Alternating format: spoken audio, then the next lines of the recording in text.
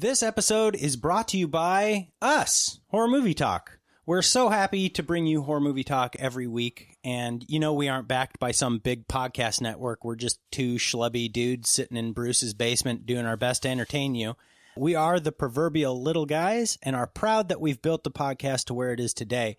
Most of our support comes from our patrons on patreon.com/horrormovietalk and the three companies that are kind enough to sponsor us: manscaped.com, nightchannels.com, and shutter.com.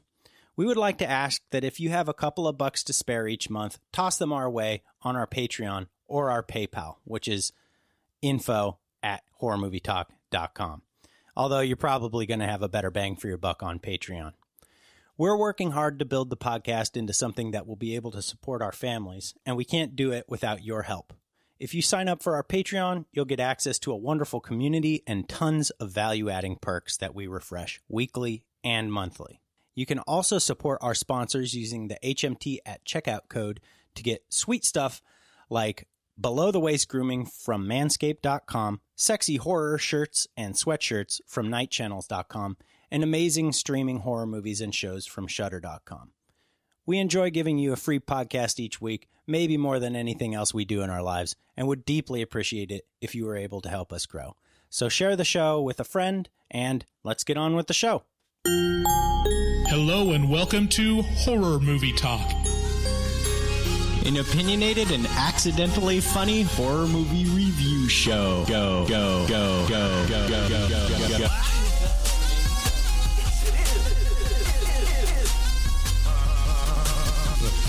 Let's go through the scraggly woods. He had no face! Horror! Sabrina, don't just stare at it, eat it. New theatrical releases always get priority. But we also review older horror movies, both good and horrible.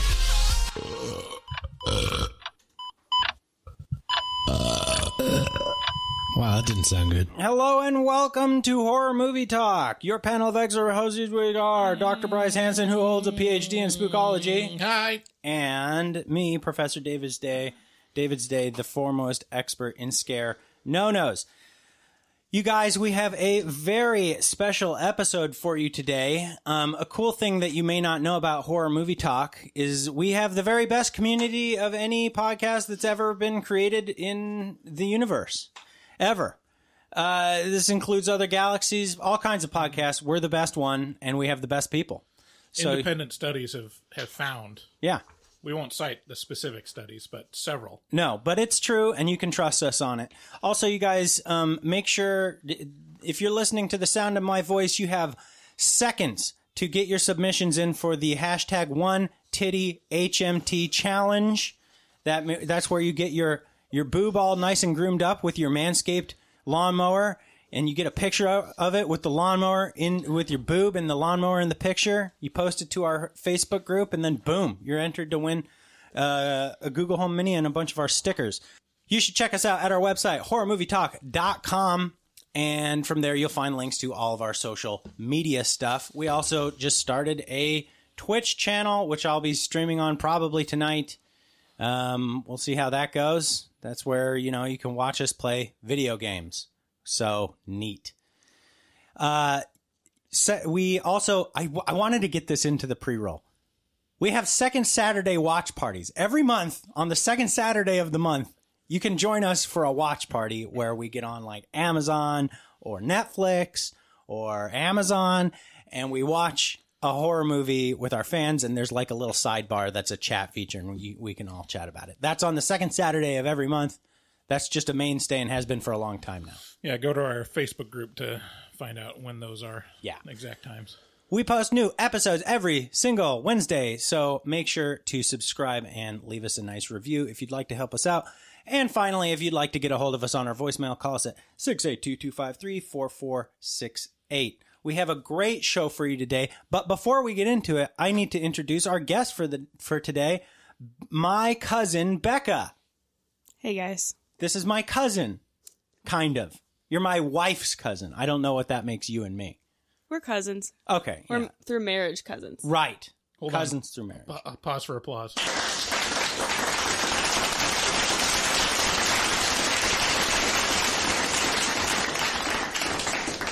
That hurt my ears substantially.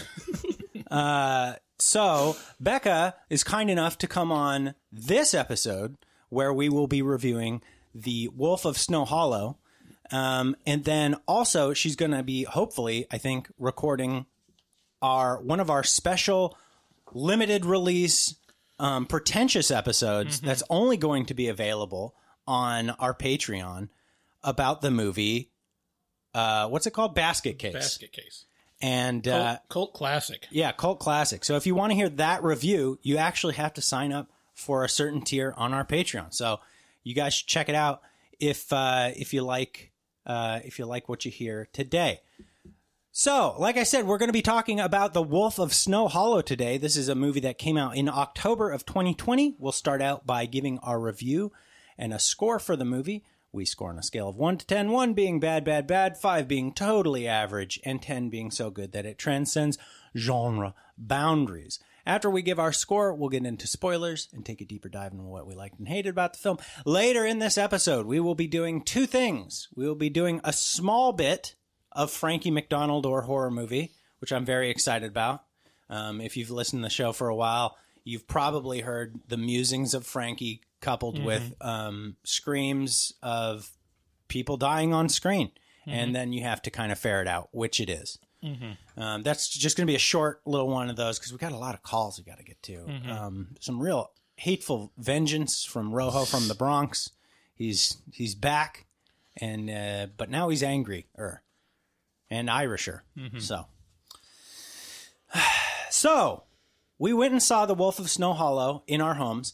And I was pleasantly surprised by a character-driven movie with way more good acting than I've seen in a while. The Wolf of Snow Hollow is kind of a slice-of-life horror comedy that transforms from a mild-mannered movie into a hairy, scary thriller that will rip you to shreds. I was very proud of that when I wrote it. It was good. I appreciate it. So, without any further ado, let's get into the trailer. We have every reason to believe that this monster will show up again tonight.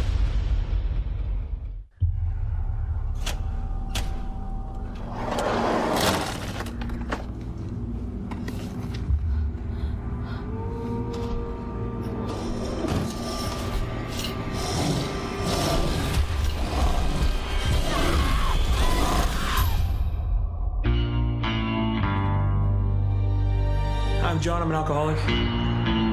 I've been in the program now for 6 years, sober for 3. This is scary. It's new. I never saw a body like that. There's gonna be a lot of late nights and overtime because of the brutal murder that happened in town, and I didn't want to set up expectations that I can't keep. Our expectations of you are very low. Spans of the bites are gigantic, same as the distance of the paw prints. It's a wolf. Or maybe it's a werewolf. No, let me just make this perfectly clear. There is no such thing as werewolves. Our killer is a guy, and I'm gonna find him, and I'm gonna kill... And we're gonna bring him to justice. We have every reason to believe that this monster will show up again tonight. I won't ask you to pray with me because of the goddamn lawyers.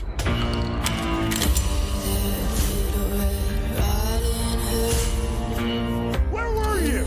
Where were you? John, none of you talk to me at once, okay? They're saying it's a wolf. No, it's a man. When do I get to be right about something? Do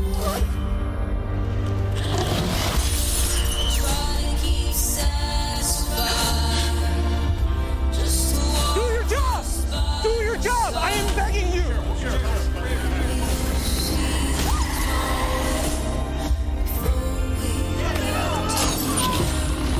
You want to be sheriff? How about we start acting like one?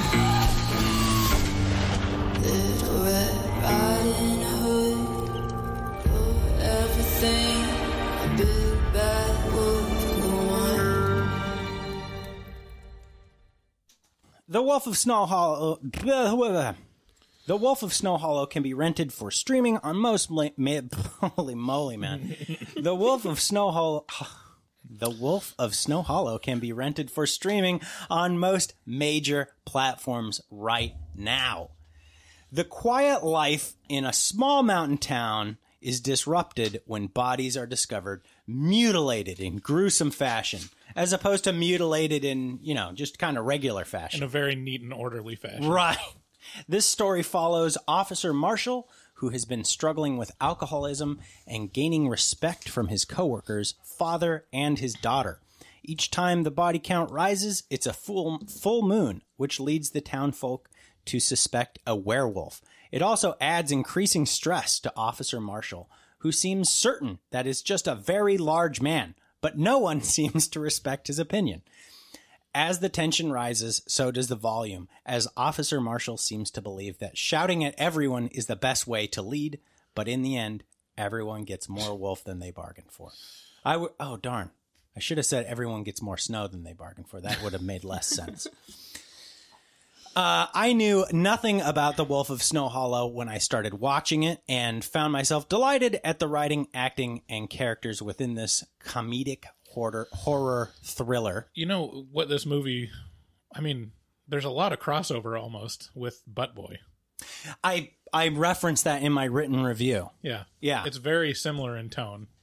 Well... not necessarily, but it's deals with an alcoholic.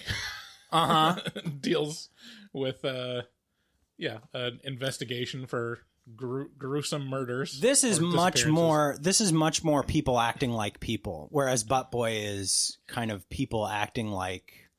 Have you seen Butt Boy yet, Becca? No, I haven't watched it yet. But I remember talking to you about it. Yes. Is there a thing that's keeping you from watching Butt Boy? Not really, no. I don't see any reason why you'd be hesitant about watching a movie called Butt Boy. Yeah, he just puts a bunch of stuff in his butt. Yeah, see, Butt Boy is like a horror film title. It is a little. Might not want to watch it. Yeah, you kind of go. You're like, do I really want to put this in my butt? And then you're like, oh, it's not about me putting things in my butt. And then you're like, okay, well. So this is the second feature-length directorial credit to Jim Cummings' name, and it has placed him in the upper echelon of up-and-comers that I will be watching for the next few years. And as it happens, Jim Cummings plays our imperfect protagonist, which is great because he's a total hunk. My wife walked into the room, and as I was watching this, she had a hard time remembering my name, which is fine because I couldn't really remember it very well either. It's funny, Jim Cummings, there's another Jim Cummings on IMDb. Oh, yeah? That's also like an actor, but he's mostly like a voice actor. Okay. But on the, the automated, headshot pull-ups, it shows that guy instead of Jim Cummings. Ooh. So it shows like a middle-aged dude. Oh. I saw that too, because all the movies were listed, and I'm like, why is he in all these animated films? Right. Yeah. Yeah, considering, actually that's also it has in common with Butt Boy. The lead actor in Butt Boy was the director. Right. Tyler something or other. Mm-hmm. And now this, wow, a lot of crossover. Mm-hmm. Very strange. Just a quick take. Which movie do you like better? Wolf of Snow Hollow or Butt Boy? That's a tough question. It's actually a really tough question for me because I really enjoyed both of them. Uh-huh. I think I like this kind of movie more. So yeah. I like the slice of life feeling of like small town characters who are, simple but also complex, and I really enjoy the characters in this movie a lot. So I'd have to say probably this one, but it's only by just a butt hair, just a little bit. Yeah, Butt Boy just ekes it out for me, just squeezes by, just because I think I like the concept more and just the ridiculousness of it, of the concept and the idea. I think it's just a little bit more enjoyable for me, but I understand what you're saying. Both of them are very dry. Both of them have very dry humor. I think I really, really enjoy like the themes in this one a lot, which is like vindication, earning the respect, losing and then earning the respect of your family and friends. Mm-hmm. Like it all resonates very loudly with me, and I just can't say that I love that there's a lot in Butt Boy that resonates with me. I just haven't tried putting very much stuff up my butt. A few things maybe long ago, back when I was trying to discover my butt. Who knows what happens on those blackout nights, you know? But I just don't feel like we have anything in common, me and Butt Boy. Okay. Sorry to derail the review here. Yeah, so the small town characters are straight out of Groundhog Day, and the banter is both charming and real. The lack of respect that is paid to Officer Marshall echoes how I imagine everyone feels in their life as they try to prove themselves competent and worthwhile in a sea of people who only want to put them down. The incredible brutality of the murders are offset by some very fun and lighthearted moments for the first 2 acts, before the Wolf of Snow Hollow takes a deadly serious turn in the final act. This movie is very relatable and well made, and just happens to feature some very tense moments. It's more fun than I bargained for, and the twist is quite good once you put together what it all means for the characters involved. What did you think about it, Becca? See, originally I did not like it. That's valid. I thought I didn't like the acting. I felt like I was getting yelled at the whole time. Yeah, it did feel that way, didn't it? So I'm like, I feel like maybe I'm missing something on the acting because I didn't think it was very good. You didn't like it. I did change my mind after I looked some stuff up that I had missed originally. So where does this fall for you? I'm giving this a score of 9 out of 10. I like this a lot. I don't think it's going to be like a classic or anything, but for me, it's definitely up there. And listen, it's totally okay not to like this thing. It's totally okay if you hate it. In fact, I bet a lot of people will be on your side. So like my score on it? Yeah, 1 to 10. I think I'm going to give it a 6. But fair. I feel like I could be missing some stuff. I like the plot, but the acting itself, like the dialogue, I didn't love. I think for me, like, most of the enjoyment is the meta, the meta enjoyment of it. Yeah. Because it subverts a lot of my expectations of like what it's going to be. And it also just kind of plays with it.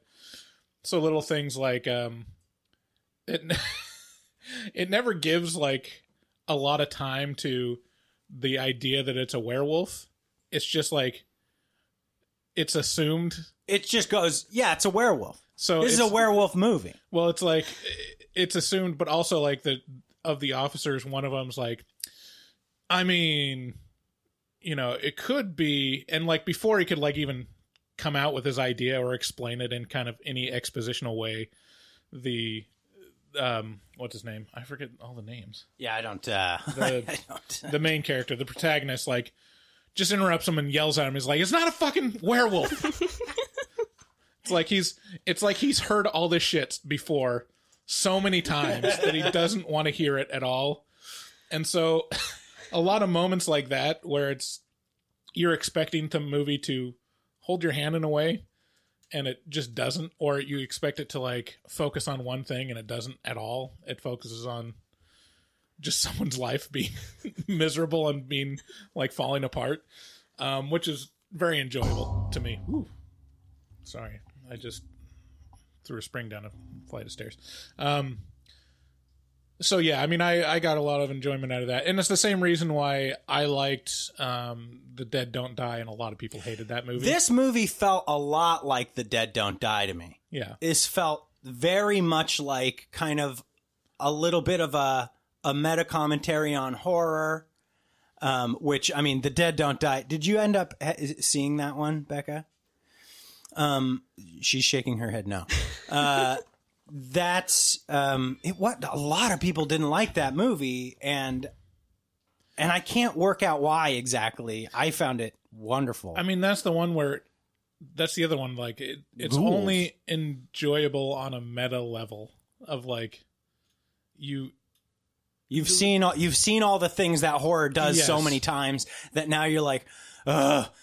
And then a movie comes along and like plays with all those things, and you're like, oh, okay, this is kind of entertaining. Like, right, yeah. And it literally comments on those those tropes. Yeah. It's like, what? They're obviously zombies. Yeah, Tilda Swinton's character in that, the total badass. Like Mm-hmm. she's Scottish, she has a samurai sword, and she just cuts a swath through all these zombies, and then she gets. I mean, and then it's just, well, let's not give too many. Not get too many spoilers, but it's almost meta, like commentary on Tilda Swinton herself. Right. In the end, it gets crazy. The whole movie's just like, I must return to my people. Yeah. But I'm curious to know what. So this movie has a lot of yelling in it. Like, so I didn't get my score. Let me just. Oh yeah. Give What's my your score so we can move on. Yeah, I'd give this one about an 8. I think it's definitely worth seeing, and I enjoyed it a lot. I think if you don't like dry humor, or you're not into like kind of meta commentary, or kind of like not all of the colors filled in for a normal movie, then you might not like it as much. But I enjoyed it a lot. Yeah. Do you want to expand on why you on your score a little bit, Becca? Yeah, no, so I think at first it was just hard for me to get through. Like, I wanted to turn it off. But why? It was just like, are we going to get somewhere? It was just, when's the thing going to happen? But the twist actually got me. I'm like, I didn't even think about the plot twist at the end. Yeah, I know. It's once you kind of go back over the movie in your head after watching it, you kind of go, oh, that was kind of interesting. Mm-hmm. Like, because it's not directly, you're not thinking about Officer Marshall's like situation as the end unfolds. Mm-hmm. He's not very likable until that's maybe. No. But I did watch like some Easter egg things on Reddit, and after I did that, I was like, oh, I missed some stuff. Yeah, there's a lot of little stuff in this that's pretty fun, and I don't know. I'm a sucker for alcoholic movies, like anything that portrays alcoholism in a real way, and this does, it when he starts going down into his, when he starts hitting rock bottom, it's really rock bottomy, and it's weird because the whole movie up until that point's pretty lighthearted and he's yelling a lot, but it's all kind of in the name of comedy, and then he really just kind of like goes off the deep end. So okay, well, so there you go, Wolf of Snow Hollow. It may hit different. So you guys, if you would like to support our podcast and get access to a ton of streaming horror, you can do so by heading on over to Shudder.com. That's SHUDDER.com. That is the streaming service with the best selection of horror, thriller, and supernatural movies, series, and originals, from Hollywood favorites and cult classics to original series and critically acclaimed new genre films you won't find anywhere else, streaming uncut and commercial-free right to your favorite devices. They also now have a Golden Globe nominee, Shudder's La Llorona, which, not to be confused with The Curse of La Llorona, people, this is a Shudder original called La Llorona, was recently nominated for the Best Foreign Language Feature Golden Globe. This title, which also won the Best Film at 2019 Venice Film Festival, was also selected into Sundance 2020. They also have other notable titles. We just reviewed The Dark and the Wicked. That is exclusive on there as well. After Midnight, Clive Barker's Nightbreed. Oh, and Vampire's Kiss with Nicolas Cage. I went through and watched this on Shudder. Vampire's Kiss is hilarious. And really, if you're a Nick Cage fan and you haven't seen it, holy moly, what are you doing? So anyway, if you guys would like to help support the podcast, head on over to Shudder.com. That's SHUDDER.com. They are the Netflix of horror. Enter HMT at checkout to get 30-day free trial of Shudder and skip that stupid fucking 7-day free trial that we hate with all our hearts. And you'll be a happy camper. Okay. Also, if you'd like to support the podcast, head on over to nightchannels.com. They got tons of horror shirts, supernatural shirts. They got lots of obscure bands, metal bands, punk bands, like Sonic Youth, all that kind of stuff. And I dare you to head to nightchannels.com and just surf around and not buy something with code HMT, because you get 13% off when you use the code, and you're going to see something that you just can't live without, because you've never seen any of these designs before. Yeah, I mean, a look behind the curtains. Like we had like an ad read from Night Channels, and it didn't perform that great. And when we just started telling people just go and start browsing, all of a sudden, like it picked up a lot. Picked up. Like, so honestly, just go to nightchannels.com, browse around. You're gonna find something that you can't live without. Yeah, it says something when the product is so good that all you have to do is just go, just give it a shot. Yeah. Just try it out. Also, if you'd like to support the podcast, head over to manscaped.com, enter HMT at checkout, get you 20% off your entire order and free shipping. And if you get yourself a Lawnmower 3.0 and get in before the end of March, then you can get in on that hashtag #OneTittyHMT challenge and, be entered to win a Google Home Mini and some stickers from us. Manscaped has, let me ask you, Becca, so Becca is actually, she's a woman. Well, but she is engaged. She's engaged to friend of the show, Mark, my buddy Mark Bento. And he's been on the show on our Alien episode and our American Psycho episode. And so you're engaged to that monster. And I got to know, does Mark keep it clean down there? Like, what are we working with? Yeah, he shaves down there. Uh-huh. Yeah, and is it the Manscaped thing, or? Yes. Yeah? Yeah, he got it. He did buy it, and it's worth the purchase. Is it? Yes. What makes you say that? You'll have to buy it and find out. Please go into detail. Yeah, no, we need pictures. I need a lot of pictures. Yeah, well, there you go. Mark and Becca are now our Manscaped commercial. I'm just gonna take Becca's words. Did the engagement have anything to do with Manscaped? The Manscaped happened after, but who knows? But it definitely sealed the deal. So go to manscaped.com, use code HMT at checkout to get 20% off and a free shipping. Yeah. You guys, if you'd like to support the podcast, you heard it at the top of the episode, head on over to our Patreon. We have a goal of getting 100 patrons. And once we do, we will release a riff track style commentary that you can watch in tandem with a movie. So whatever movie we end up doing it for.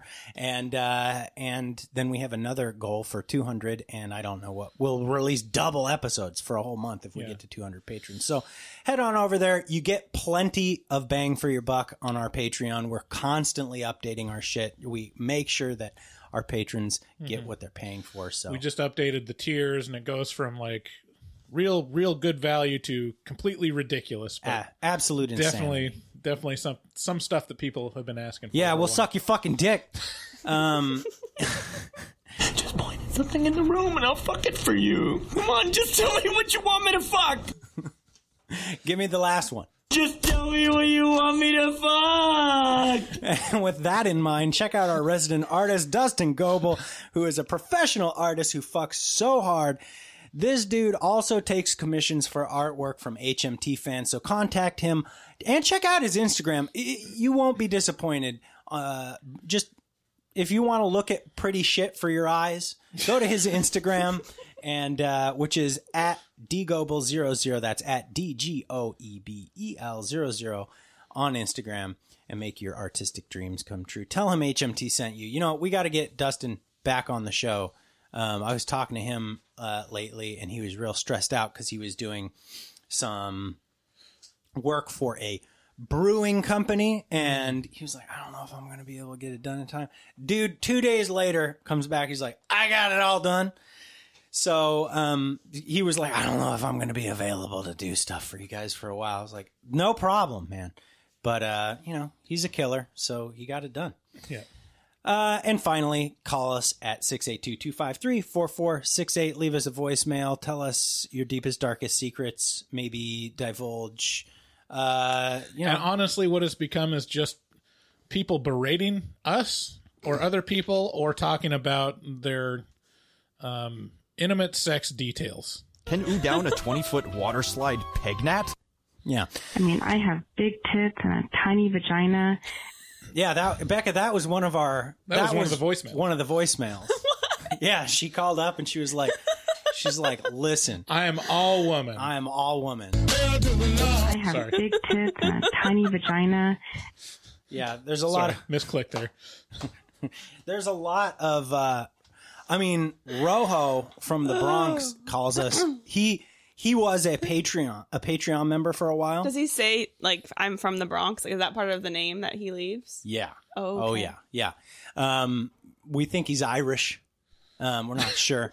But he'll call up and tell us about, like, ladies that he has fun times with.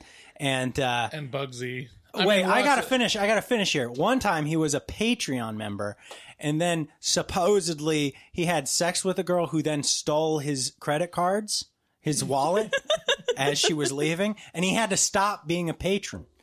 And then we got him back. Mm-hmm. Once he got his cards back. All of this was detailed in voicemails. Yeah, all of this in voicemails. So again, that number is 682. Not a lot of people call and talk about horror movies or ask us our opinion on anything. It's mostly.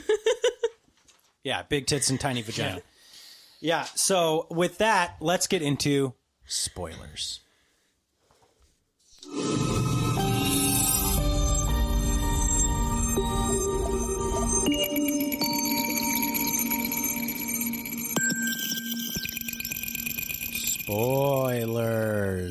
Spoilers. Oh, God. Why is it not working? David. Spoilers. There it is. Okay. At a different angle, I couldn't tell where it was. I can always tell when a movie is filmed in Utah. Yeah, it's not hard. It's very... I mean, the backdrop was exactly Silent Night, Deadly Night backdrop. Yeah, same place. Anytime that it's filmed in Utah, it looks like the mountains are like just a bowl because it's just always the Salt Lake Valley. So pretty. There's always like huge mountains in the background.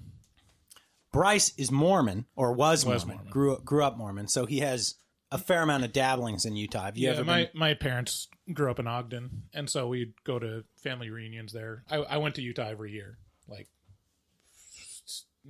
Was it like this? Fail. Yeah. Yeah? Yeah. It's weird because I think of Utah as being super sunny, like real sunny. I think of it as kind of like California, but there's so much snow. Yeah, I mean, they have all the seasons there. Huh. Yeah. Okay. Well, that's kind of blows. I mean, I would always go in the summer, and so it was hot, and then, when people talk about like, oh, Utah's so beautiful, I'd look and see all these just brown hills and just like desiccated grass and stuff. I'm like, yeah. Okay. I mean, it's pretty in its own kind of like in a desert, aesthetic. But actually, if you go like into the mountains, like I worked at an office in Eden, Utah, and it is like super picturesque. Yeah. And there is a certain point at which it's not like the heat of the summer where every bit of moisture has been sucked out of the earth. Yeah. Like where it's very green and beautiful. And then when it's snowing, it's awesome. Yeah, it's a very, very pretty backdrop for this film. So it kind of starts out with some visitors I wonder how many listeners we have in Utah. I don't have any idea. I mean, there's not many people in Utah, so it can't be a ton. I should look at our stats, yeah. There's like, I'm going to say 4. Okay. It seems like we have a tremendous amount in Australia and New Zealand. I just had to send a postcard to New Zealand because one of our new Patreon members is from New Zealand. I was like, well, good day, mate. Put another shrimp on the barbie, which I do to anybody who's really from the Southern Hemisphere. And they were like, they were respectful and kind back to me, despite not having received that. So anyway, this kind of starts with a couple who are visiting the area of Snow Hollow. And so they show up, and the dude is kind of a dick. He kind of has some anger issues, and he gets into kind of like a tiff with like some locals who are at the restaurant. They're like yelling over people. They're like, hey, we'll see ya back at at the house. And he's like, can you shut the fuck up? And his girlfriend's like, hey, can you not do this for once? Can you like control your anger a little bit? And he's like, no, fuck that. And so they get home. He goes to take a shower, and then she gets brutally torn to pieces with the sound of wolves in the background, basically. And there's a big deal made about her genitals being gone. So at this point, I'd like to ask Becca, because you are a nurse, right? Yes. So you've seen some shit, I assume. Yes, literatively and figuratively. Yeah, I've seen some shit. A lot of poop. We have a lot of listeners who are nurses, and you know who is a nurse? No, actually not a nurse. She's a physician's assistant. Is that what she is? I'm not exactly. I mean, I have big tits and a tiny vagina. Yeah. Ew, no, David. So have you seen any murder scenes like this? Or I should say, I guess it wouldn't get to you. Nurses, you don't usually go to murder scenes. Right. So have you seen like shit like this come in? I have seen with a male. What did you see? It was cut. His penis was cut off. Cut off? Yes. Okay, now let's hear the full. The full thing. Let's not do the episode now. We're going to talk about this. Yeah. No, it was in Chicago, and it was John. They call it Chi-Town. I mean, I know HIPAA, doesn't allow you to say, but his name was John Doe. John Wayne B. Okay. No, wait, that's too obvious. Yeah. J.W. Babbitt. Okay, so let's hear it. So this was in Chi-Town. Yeah, as they like to call it. No, it was. Well, it's kind of sad. It was actually like an act of like gang violence against him. So yeah, a gang cut his dick off. Yeah, it was initiation for them. So he got his dick cut off. Wait, what? That is the most brutal. Can you imagine just being a dude walking down the street? Why would you want to be in that gang? No, he wasn't in the gang. They just picked him. Yeah, he's just a random guy. I thought it was like, all right, you've gone through all of the levels, you filled out all the paperwork. Now we just got to put you through initiation. Ronald, bring out the razor. Cut his fucking dick off, boys. Ouch, David. Ouch, David. Okay. So okay, and this man, was he... What would you say his temperament was? Well, he had some other things happen too, so... Oh, wow. Was he okay? Like, you couldn't really tell technically mentally how he was doing. No, he wasn't okay. I'm just trying to get I would like more information. Can you tell me anything else? I am compassionate. I don't usually laugh, but it's like, Yeah. No, we're very funny. Yeah. Nurses laugh about a lot of crude humor. That's how we get through our job. This is the whole show. This is the whole show. So, like, he comes in, his dick's cut off, he's all fucked up, and you're like, oh, sweetie, I'm sorry your dick's off. Walk me through a little bit of this. Like, I need to know a little bit more. Well, I didn't see him in the ER. He came up to, like, the floor, like, after he was assessed. Uh-huh. And,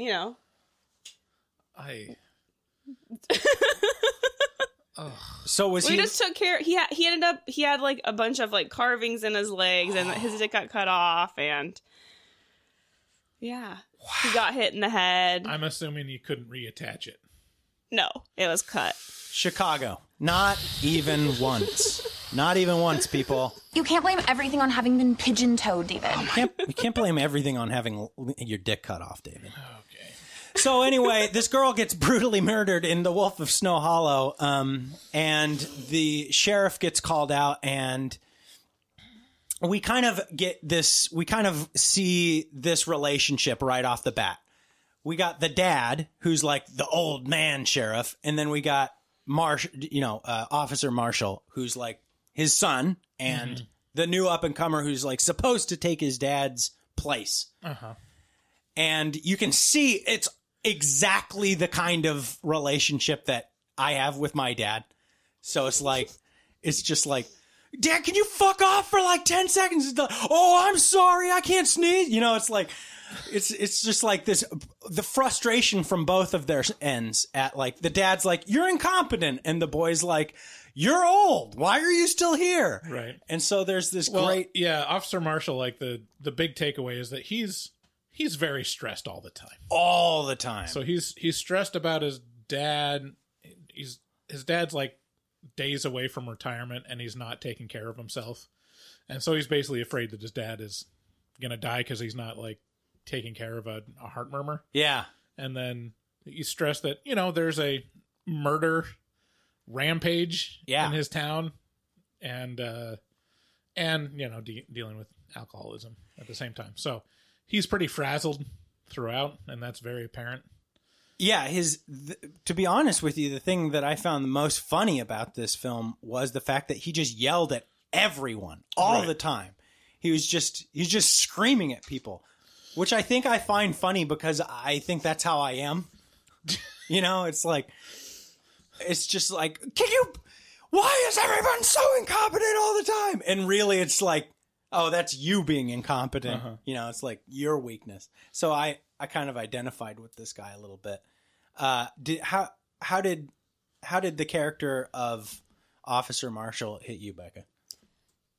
Yeah, see, I just couldn't tell if it was supposed to be funny or not. So maybe that's on my end with the not liking it as much with the dialogue.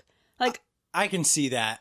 I can see him being an uncomfortable character. Like, I just kind of felt like he was an ass. Yeah, he was. He was definitely an ass, right? He was. But you do start feeling throughout you do start getting more attached to him as a main character. I would say. There's a lot of great moments. I wish I took better notes, but like the one that stands out to me is when he's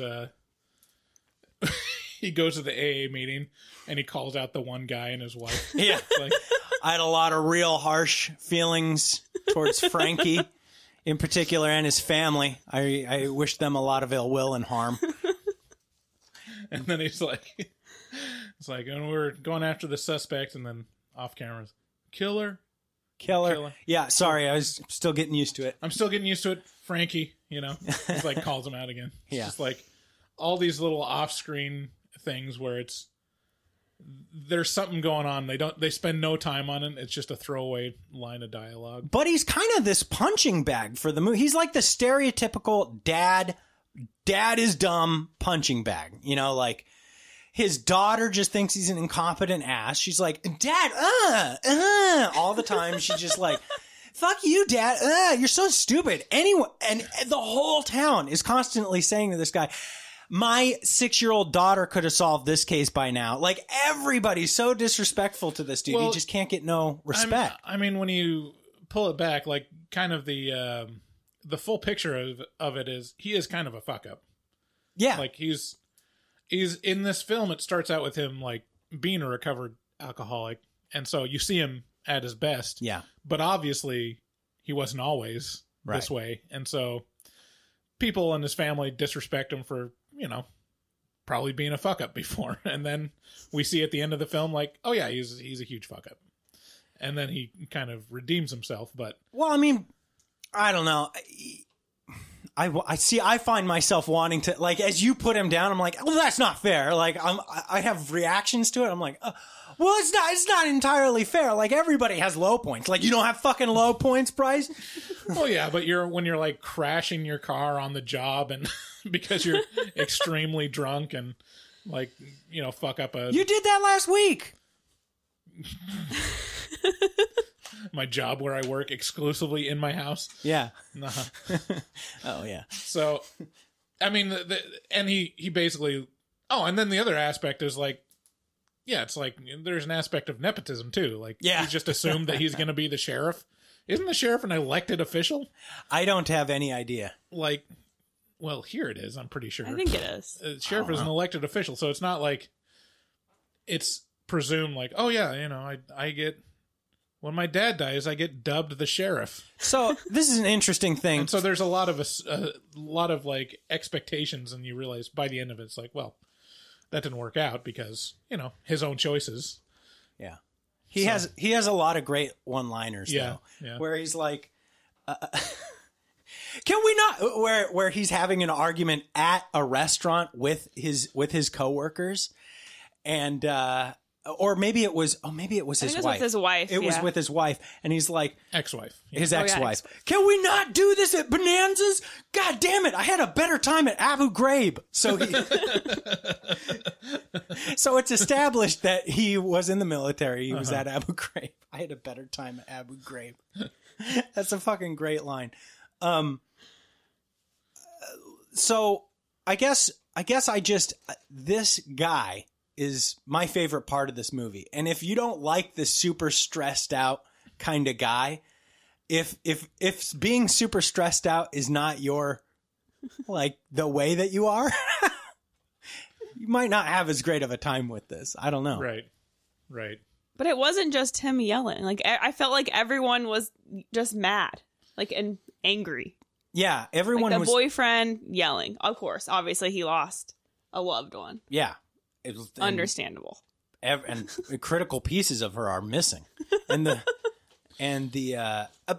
you know, so it should be mentioned, like, throughout we get shots of, like, they don't make any mistake about showing you, oh, this is a fucking werewolf is doing this shit. See, that's the stuff I like, is these, like, again, subverted expectations, because, like, it does a real good job of not showing anything for, like, the first 20 minutes or so. It shows, little bits of things. It shows, like, you know, a clawed hand or whatever, or you see, like, the stature of the beast or whatever, and then you're like, oh, yeah, they're going for kind of the Jaws thing. And then, like, 15, 20 minutes in, it just shows, like, a full-on, like, wide shot of the body of the werewolf. And it's just, it's like, oh, okay, so we're just going to do that now. So it's definitely a werewolf, you know. But not only does it show the werewolf, it shows just one-off shots of this dude living in this trailer deep in the mountains doing meth, you know, freebasing meth or shooting up heroin or something like this, you know, and he's got, like, a wolf tattoo on his arm. So you just put this stuff together. You go, this is the bad guy when he's not a wolf. Yeah. This is the bad guy when he's a wolf. Yeah, you're assuming this is, like, the Buffalo Bill moment of, like, oh, this is random. Yeah. Some guy randomly through the film. Well, I guess Buffalo Bill, you see what he's doing. But, yeah, so a couple other things that jump out to me where it was just interesting decisions as a filmmaker, where it randomly shows a shot of his microwave. Of Officer Williams' I thought about microwave. that so much, yes. And I was like, it felt like there was some backstory. Yeah. And this was a flashback. It's like, what happened in that microwave? Like, people are angry at him because whatever happened in that microwave. And then the reveal is like, oh no, that's where, like, above the microwave, he keeps a stash of, you know, a couple beers or whatever, just in case. Which is also a great, like, subversion of the technical storytelling aspect of movies. Yeah, it's not always like a switcheroo. Sometimes it's still like a plot element that works for the movie, but I feel like he was playing with the expectations and, like, the tropes of these movies a lot throughout. And a lot of, like I said, a lot of stuff goes unsaid to where you know what the audience is expecting. Yeah. And you know what the parts would normally be in a movie like this. And they just kind of gloss over that and just focus on Officer Williams basically falling apart. Yeah. Which is interesting. Officer, boy, that wasn't his name, I don't think. Marshall. Sorry. So when they did little things like that, like the microwave thing, so that bothered you, or it made you think a lot? No, I was just trying to figure out, like, because it'd be, like, really light, like the lighting and all the scenes were bright, and then all of a sudden it shows, like, his house and microwave, and it would be, like, dark, or then, like, nothing was talked about, just, like, the microwave scene. Yeah. And then, obviously, you see that he's hiding, but then I was expecting, like, a bottle of liquor, and he just pulls out, like, 2 beers. Yeah. Yeah, it's like his emergency stash. That's funny. So one thing that struck me about this movie, probably toward the end, or maybe the middle, was right off the bat, everyone in town, all the other sheriffs, all of the, all the people that talk to Officer Marshall, everyone comes to the conclusion that it's a werewolf. Right. So this is the inverse of a normal werewolf movie or a normal zombie movie or a normal name it movie. Normally, there's one person who's like, it's a werewolf. And everyone else is like, you're crazy. That's not what it is. In this movie, the entire town is like, oh, it's a werewolf. It's putting up like signs that say like, look out for the werewolf. Yeah, look out for the wolf of Snow Hollow. He's a werewolf. And so it flips that whole thing on its head because Officer Marshall is the only guy who's like, it's not a fucking werewolf. It's just a really tall guy. He's just really tall. And everyone's like, you're fucking retarded. You're fucking retired. Don't like, what are you doing? You're not looking for the werewolf. You're looking for this guy. Who is this guy? You're insane. And so I like that a lot because, well, I don't know. It's just the inverse of what it would normally be, I guess. Anybody who's listening internationally, you probably don't, or maybe you do realize, America's, law enforcement system is way, way, way different than everybody else's, apparently. It's super compartmentalized. So there's like sheriffs, and then there's city police officers, and then there's county police officers, and then there's the state patrol, and then there's the feds, and then there's like all these different departments, and they don't have anything really to do with each other. Like they're all mixed in, you know? So like we're in an unincorporated area of our city, you and I. And so the sheriff is out here. Right. But then if you go to where Becca lives, she lives in the city that we are the unincorporated part of, then it's the Vancouver police, right? So this is it's a very different system in America from what I understand of other places where it's like there's a police force, like a unified police force throughout the whole country. Whereas this is like state, county, city, sheriff, fed, like there's all these different departments, and you do see a little bit of that in this movie where Officer Marshall is just exasperated in these crime scenes where he's like, just fucking close out the scene, close it out. And he's screaming at all of his coworkers to just please do their job before the other people get here because they're going to take it away from us, and et cetera, et cetera. But I feel like he's not really doing anything either. He's running around stressed out. He's running around yelling. But then also in the background, you see like these very professional lab guys who are, or like the forensics aspect of it. And they seem to be like doing all these intense things. And then the police force is running around not doing really anything. Yeah, exactly. It's a weird, like, I feel like it's unbalanced. Well, yeah, it is unbalanced, but it's also strangely like real. Kind of, you know, it's kind of how I imagine it. But how can this small town afford this intense forensic like team? Yeah, it's a good question. I think, I don't know. Well, what is your experience? So you worked for a long time in Chicago, and I imagine that's a pretty intense in terms of gang activity. Is there a lot of different departments, kind of like, I don't know. Is it a cohesive thing that comes to you once it gets to you as a nurse, or is it kind of all frazzled and all over the place, kind of like how I imagine this movie kind of like depicts it? No, I mean, on my end, it's always together. Yeah, but I'm not like out there. I'm not like a police officer out there, like. Yeah, I guess you're the wrong person to ask for the police, the police part of it. So yeah, the other through line, what's really going on in his life, a lot of it has to do with like his personal life, and the center of that is his daughter. I think it's his daughter. His daughter's staying with him at this time, right? Like he has. If she's she's just right in town. Yeah, he's in constant contact with her. He's got joint custody. She has like a very low opinion of him, and he's just trying to keep her safe and whatnot.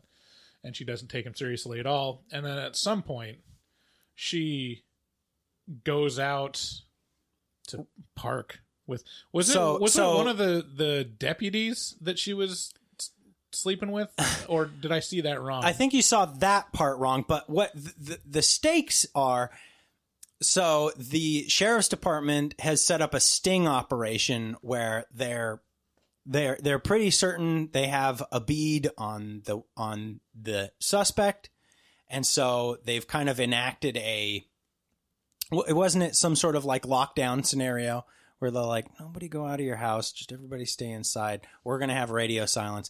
And in the middle of this sting that they're about ready to execute, his daughter is making out with, so first of all, she's on a webcam and she like pushes her tits together on the webcam for her boyfriend or whoever this guy is.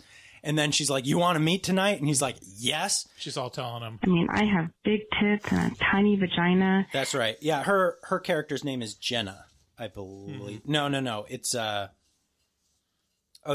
is Jenna. So she meets up with and starts making out in the car of her boyfriend, basically in the middle of the sting operation. Right. Which is not a good place to be right now because, as it turns out, that's where the wolf attacks, is them. It attacks her car. And the result of that is her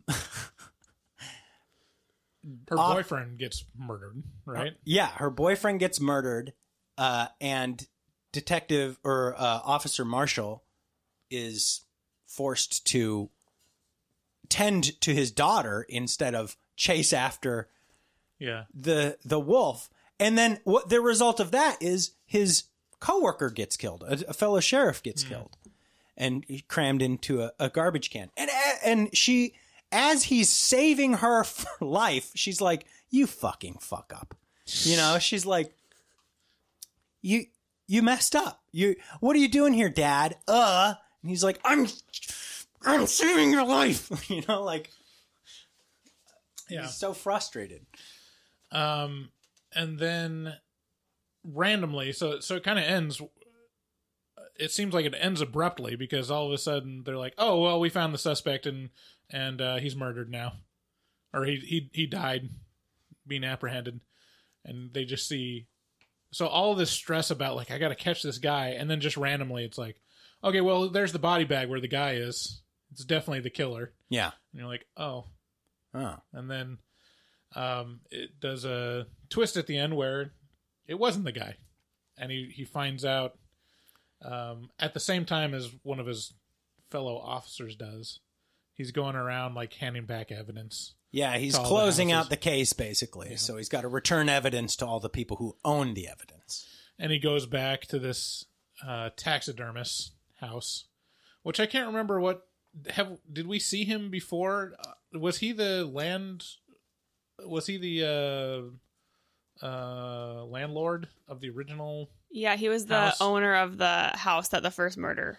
Right. So it was like an Airbnb. Oh, really? Yeah, it was like an Airbnb thing, and he was like kind of the first one to come out. And say, how like, all the knives, like when the knives are missing, like when you go back and think, you're like, oh, like there's more. That's why I liked it more so at the end, because I was like, oh, you can think back and be like, there's all these little hints throughout.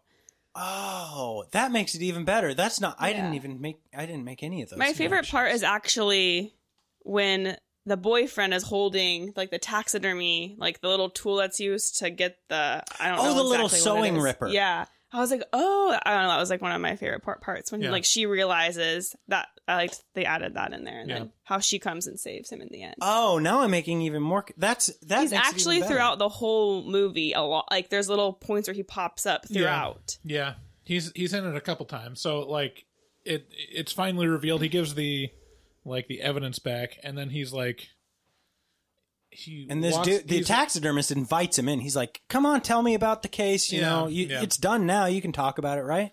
Yeah, which is a thing that serial killers do. They're very interested in the case. Yeah. Well, bad serial killers. The ones that get caught. Right. Not like us. And then he's like, he has left the house, and then he like has this realization. He's like, could you just stand up straight for me? Right as he's leaving, he turns around, and the guy is like kind of like, what's the character in Rocky Horror Picture Show? Rocky. No. The butler guy. I can't remember his name. Yeah. Anyways, he's kind of standing like that with like a hunchback, and then he stands up and dude's like 7 feet tall. He's like, "Oh shit, you're fucking super tall. You're a super tall man." Yeah, just like I've been saying the whole time. And then there's the kind of fight, and Officer Marshall, is it Marshall? Yeah. He is brutally stabbed. Yeah, and then the movie. So basically ends good.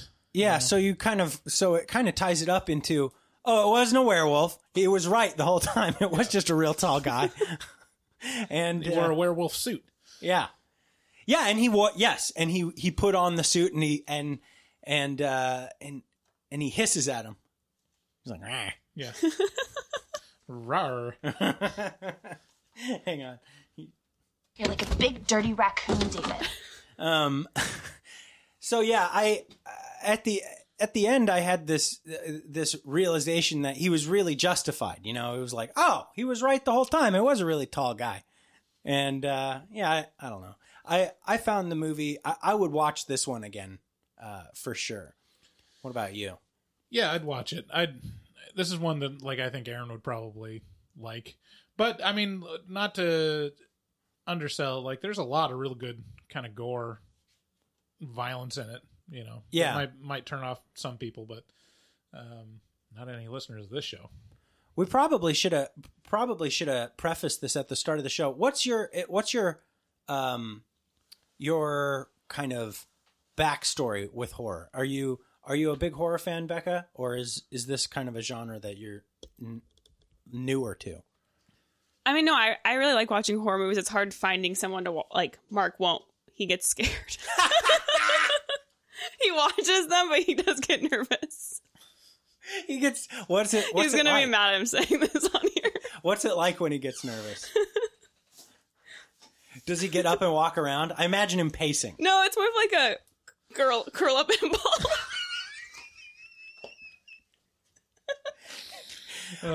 This is the best. Okay, so you're like, can we watch more horror movies? And Mark's like, kind of like that. Yeah, like the movie with the Hereditary.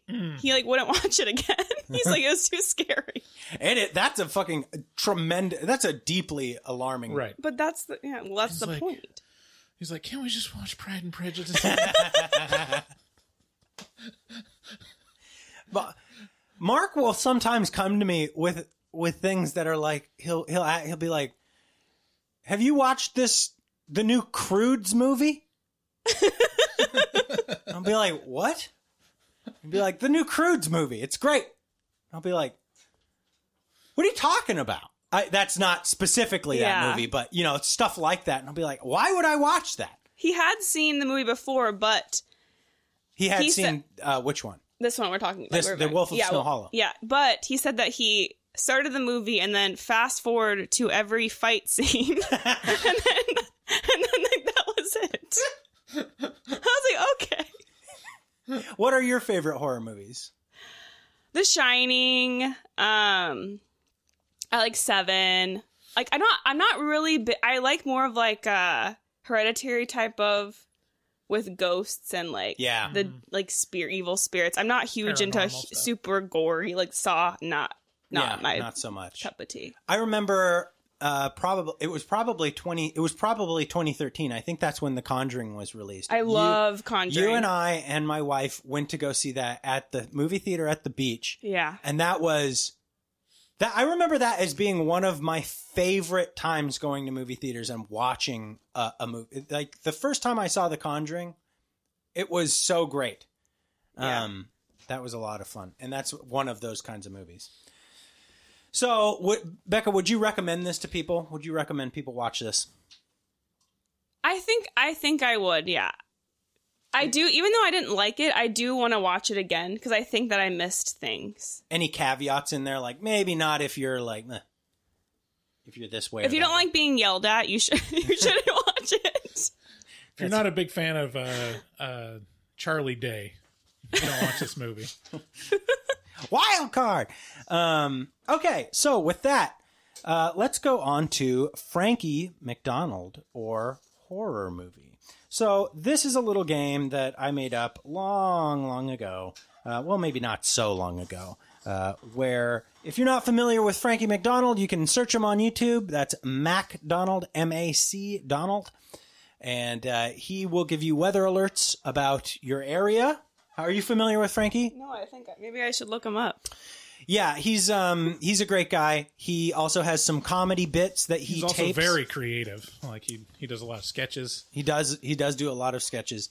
And he dances a lot on video. Anyway, so this is a short, abbreviated version of the game. I only have 3 clips because I do want to get to horror movie Whoores, and so here we go. You versus Bryce, and you got to determine whether or not this is the clip that I'm playing is a horror movie or if it's Frankie MacDonald. Yeah. And you get a second point for guessing which horror movie it is or what Frankie's doing. Okay? So here we go. Here's the first clip. Frankie MacDonald or horror movie. Here we go. Sounds like a tiger is coming. Oh my god, the tigers are chasing after me. Rah! Oh my god, there's a lot of tigers after me now. Rah! Oh my god, there's more tigers after me. Rah! So Becca, was that a horror movie? Was that clip from a horror movie, or was that Frankie MacDonald?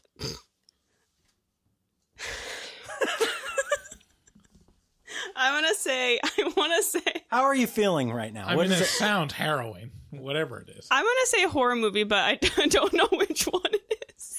Okay, you think this is a horror movie, but you're not going to venture a guess? You should probably venture a guess for the second point, just to like hedge your bets. It's got tigers in it. We know that. There's a recent movie called Tigers Are Not Afraid, I think. Or I'm Not Afraid of Tigers. I can't remember the name of it. Okay. You want to go for that We'll go for the tigers. Okay. Bryce? I Frankie? believe this is Frankie. Okay. And he's acting out being chased by tigers. By a lot of tigers. 2 points for Bryce. Ding, ding. There it is. I'm sorry, Becca. That was a tough one, though. To be fair, I mean, she doesn't know Frankie like we do. It's a scary scenario being chased by tigers, so I can understand why you would think it would be in a horror movie. Okay, here's our second clip. Is this a horror movie or is this Frankie MacDonald?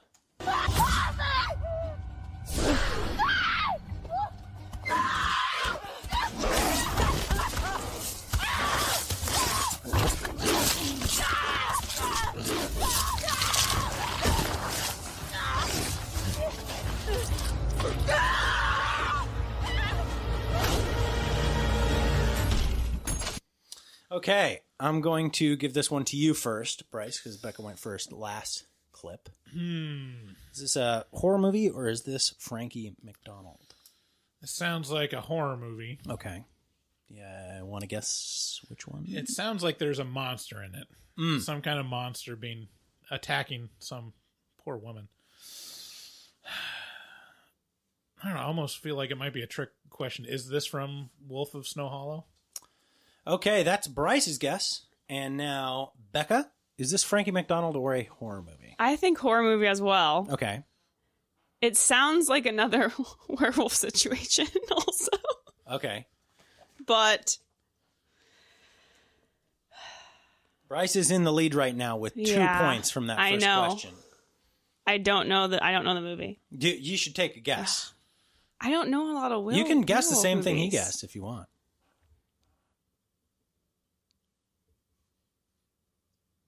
Nothing? Nothing. Not going to venture a guess. Okay, 2 points goes to Bryce. So Bryce now has 4 points. This is the Wolf of Snow Hollow. You get 1 point. So you are on the board, and it's not possible for you to win because there's only one more question. That's only 2 more we got to points. listen to it anyway. But you can get real close. Okay, so here we go. Last clip. Is this Frankie MacDonald or a horror movie?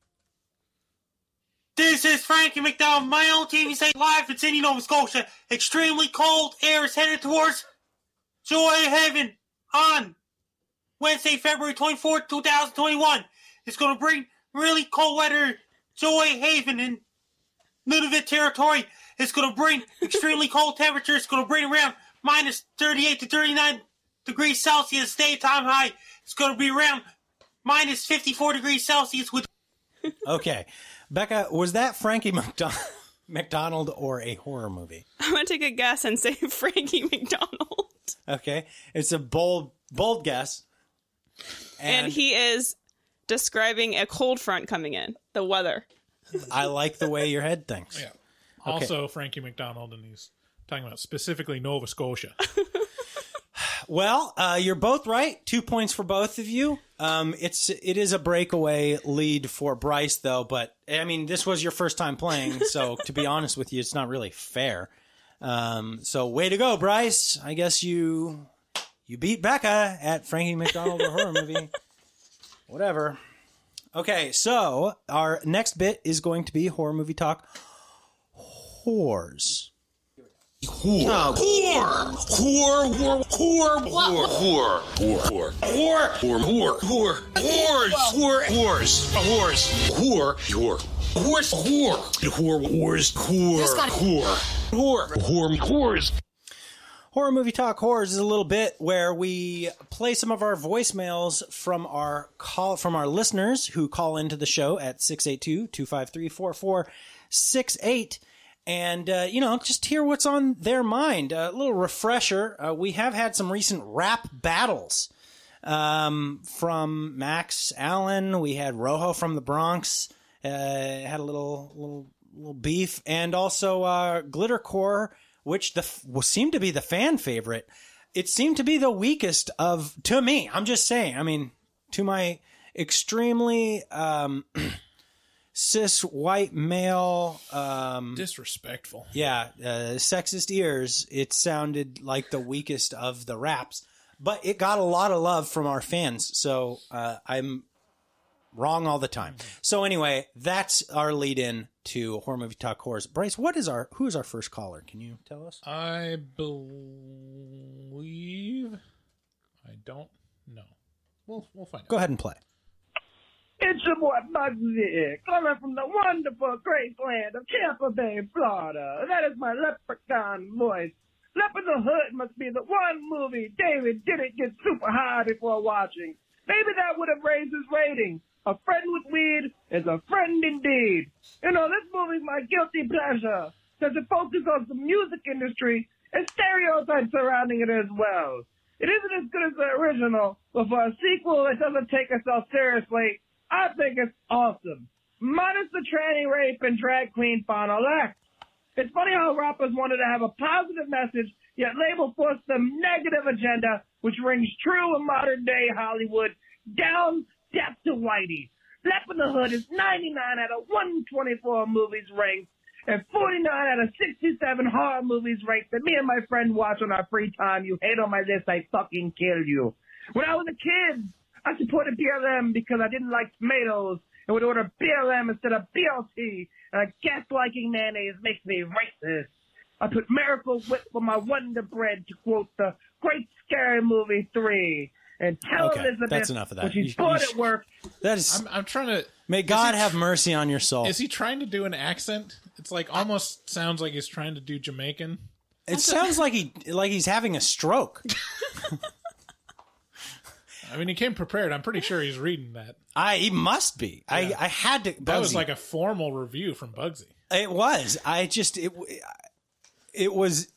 It was just a little much. And, we do ask that you keep it to 1 minute. I mean, given Bugsy's a patron and I love him to death. In fact, you guys are going to be hearing Bugsy's song that he did for us at to play us out for this episode. So we appreciate you, Bugsy, but the accent really was killing me. All right. So this one's the transcription is, this is Rose from the motherfucking box back again. So I don't remember hearing from Rose, but okay, let's listen here. Let's play it. All right, guys, listen here. This is Rojo from the motherfucking Bronx back again. I'm calling over here to put myself over. I didn't really think I was gonna be touching back again on this beef here. I thought Max Allen and we finished it. And you know what? I give big ups to Max Allen. I'm not a sore loser. I know when I lost, and I gotta say, that motherfucker came out with some top-notch high quality production values, and I'm all about it. Second, fuck Glittercore as usual. She came at me with a rhyme that had no talent, no creativity. She came up with a rhyme that I expected from a middle-aged white broad living down south or wherever the fuck she's from. Third of all, not even second of all. Third of all, Elizabeth, you're not even going to refer to Max Allen and I by our names just because we're men? The fuck is that about? You liberals are going crazy down there, wherever the fuck you're from. But here's my thing. Elizabeth, I didn't want to call you out, but I'm calling you out right now. It's over. It's over. I'm calling you out. Max Allen, big ups. Bugsy, big ups. What's his fucking name? David Day, big ups for coaching me through my Greek food diarrhea. That's it. Fuck you guys. Fuck you, Elizabeth. Fuck you, Glittercore. That's about it. I mean, really, the lesson here is like, you know, everyone knows where Rojo is from because he announces it every time. Yeah. So, I mean, it's fair that, you know, he doesn't know where Elizabeth or Glittercore is from because they don't. Yeah, no one says this is David from Vancouver. Right. That's not cool. No one cares about that. This is Bryce from Hazel Dell. So that doesn't have the same ring to it. So Becca, okay, so it's my guess that man Rojo is Irish. Do you think that's his nationality? Not that it matters. I'm just trying to gauge. No, I don't think he's Irish at all. You don't think he's Irish? No. Oh, David's about as good as picking out accents. But big as my ups, dad David. Big ups. Yeah, man. He big ups to Bugsy, big ups to me, big ups to Max, but big downs to Elizabeth and big downs to Glittercore. Man, it's just coming out the gate. I think we have another one from him up next, don't we? It's Rojo from the Bronx again. I'm calling to apologize for that message. I feel like I lost my cool there. I was just under stress here. I really, I'm not an aggressive guy. I feel like I was giving a bad representation of us down here in the Bronx. We're actually a really nice people. We're not hostile or anything. Aside from that, guys, I gotta say, I feel this is quickly turning into the horror movie talk brand. A lot of shit talking and slight horror movies. I feel that's how it should be. And that's what's going to bring this motherfucking podcast to the next level. Because honestly, I'm just here for the banter. So I apologize to everyone. I apologize to Elizabeth. I really, I didn't mean those harsh words. I apologize to the liberals. I'm sorry, guys. I know it's hard out here. It's so hard being me. All right, guys. Big ups. Fuck you guys, but I love you all. Fuck you guys. Rojo ends most calls with "fuck you guys." Okay, I'm out. Fuck you guys. Man, it's a quick 180. Around. He felt regret right away. Yeah, it's a real roller coaster with Rojo. He's all over the place, but at the same time, I feel like I know him kind of, a little bit.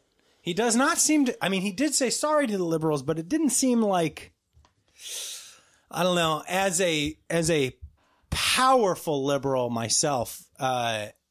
I'm a little bit offended by the way he talked to my people. So, it's just one of these things where your words speak loud, or your actions speak louder than your words. So, Rojo, I mean, I think you have some work cut out for you. You got to show us what you're made of, and probably redeem yourself somehow. Mm-hmm. That'd be good. Here's one from Elizabeth. She doesn't even know that she was put on blast, but not yet. She will. Yeah. Hey guys, it's Elizabeth.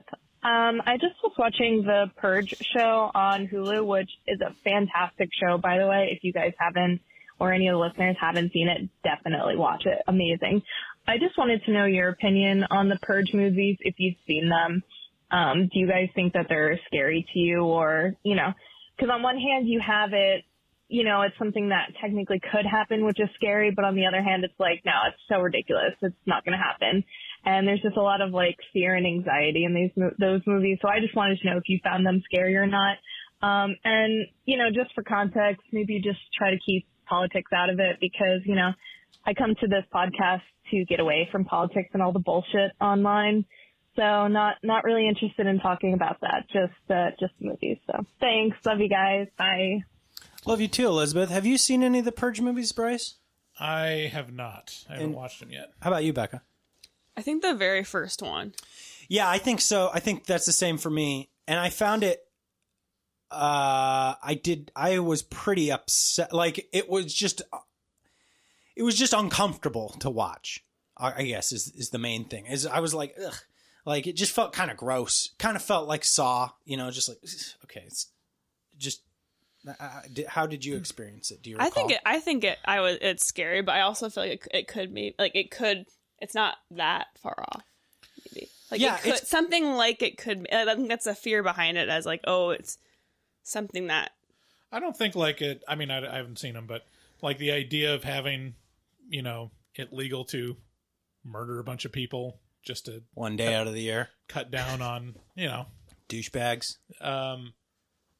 Yeah, that probably wouldn't happen. I don't think there'd be like state sanctioned murder, but if you think about it, like how far off is that from just genocide? Like there's lots of genocides that happen all the time. It happens pretty frequently. It's like everyone in a culture just agrees like, this group of people is just problematic and we don't know how to deal with it, and we're tired of dealing with it, so let's just kill all of them. Elizabeth has been calling for a long time, and I really appreciate her calls, but I gotta say, it was a little bit of a strange call, because she's like, hey, this really politically charged movie, what do you think about it? I like the show, I like the movie, but don't talk about any politics, please. Can we keep that? Well, I think she's probably commenting on the last episode where kind of, you go into racism a little bit. Oh, yeah. Yeah. Well, that wasn't politics. That's just my own personal vendetta against white people. Okay, well, that's fair enough. No, we definitely try and keep Horror Movie Talk free from political talk. Most of the time. Most of the time. But, I mean, some of it slips through. Yeah, some of it slips through. But I haven't seen the show on Hulu. What shows... Are you watching any shows right now, Becca? I just watched Haunting of Hill House not long ago. Oh, really? Yeah. What did you think about that? Oh, I loved it. Wasn't it great? Yes. Did you see Bly Manor? Yes. I liked Bly Manor better, I think. Really? The second season? Yes. But they're not connected. They're not story, really connected. But I loved both of those. A lot of the same actors in both of them. The Noah, was it Noah? Was the addict from the first one. He's the kind of the creepy love interest in Bly Manor. Yeah, he's the hunky guy. Mm-hmm. Oh, speaking of which, did you find Jim Cummings, the actor in this movie, The Wolf of Snow Hollow? Did you find him attractive? Was he a good looking guy? I mean, yeah, he's a good looking guy. Carrie was like, my wife walked into the room and she's like, huh? She dropped her yogurt on the ground.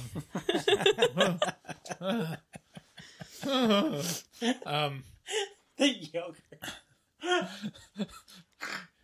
For any of you that recently watch or are just discovering House on Haunted Hill or Haunting of Bly Manor, we have 2 entire after shows.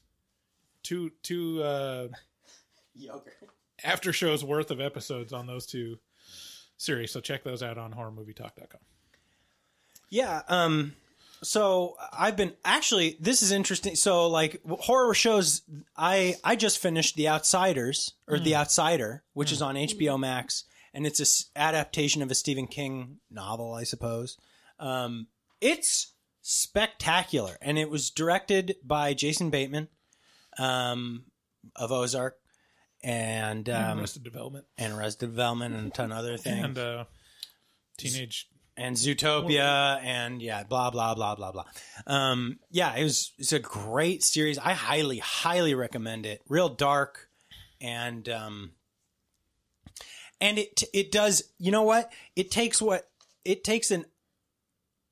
really hard to, how Stephen King novels can kind of like, or the adaptations, like the film adaptations can kind of go off the deep end. This is a really practical way to adapt a Stephen King story. Anyway, so I've been watching that. What about you, Bryce? You been watching any shows? I just watched the what's it called?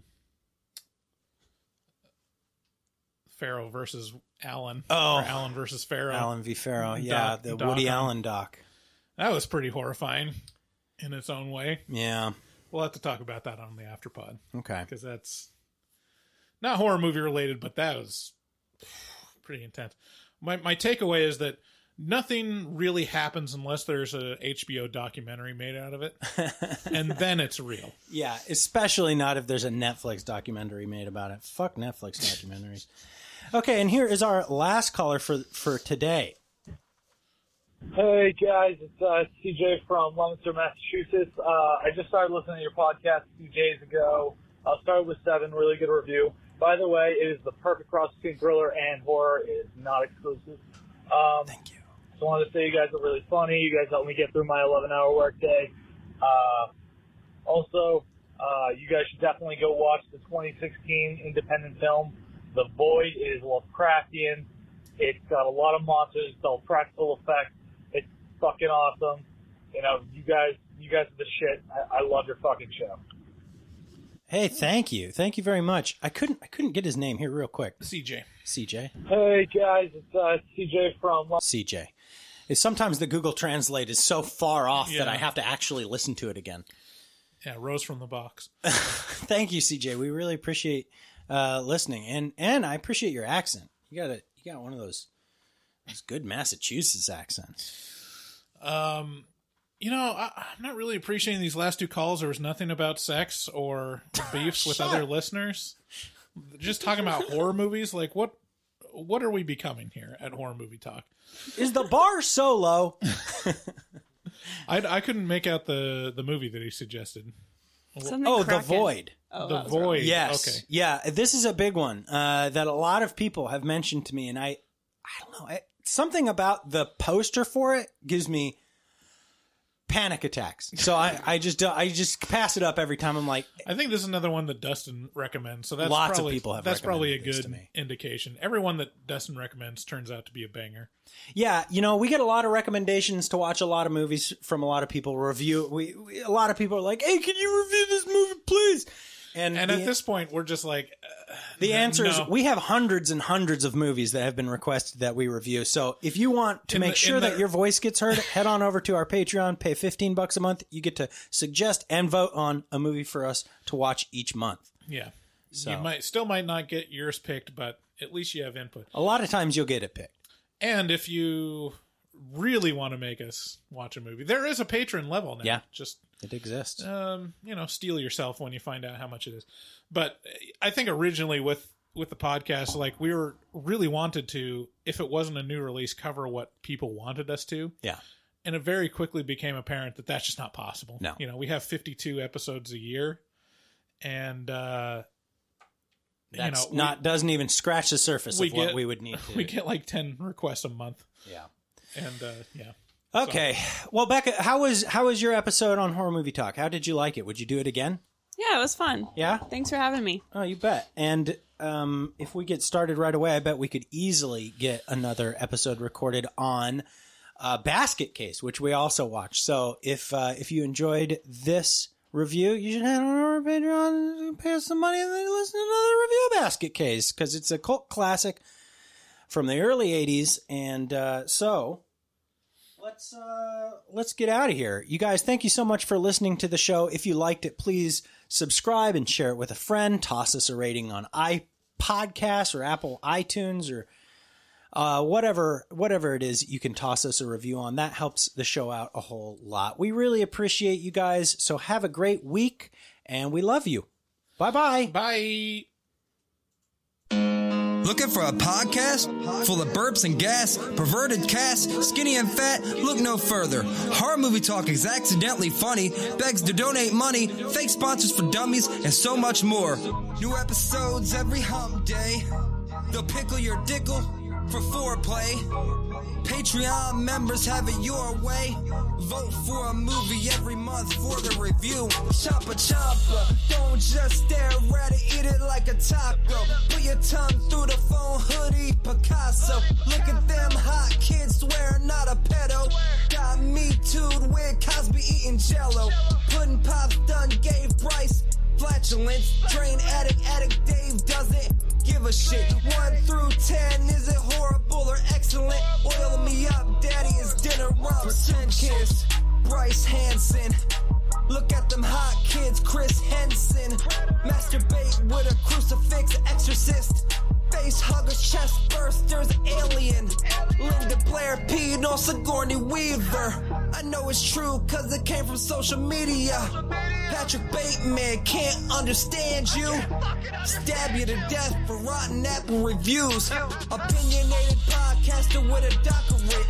Spookology, doctor of philosophy. Bad gastritis, need colostomy. Turn Patreons into human centipedes. David Doobie Day, scare no expert. And global fucks hard, professional sexpert. Afterpods, taglines, and porno flicks.